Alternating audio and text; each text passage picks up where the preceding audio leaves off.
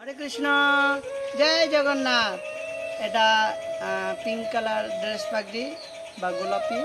তো এটাও দক্ষিণেশ্বর যাবে। ওনার তিন সেট ড্রেস পাগড়ি অর্ডার ছিল। তো এরকম আরও অনেক কালারের ড্রেস পাগড়ি আছে। তো আমরা নেক্সট ভিডিও করব যখন আপনারা পাবেন। তো আপাতত এই 3 কালার ড্রেস পাগড়ি আমরা ভিডিও আপলোড করছি।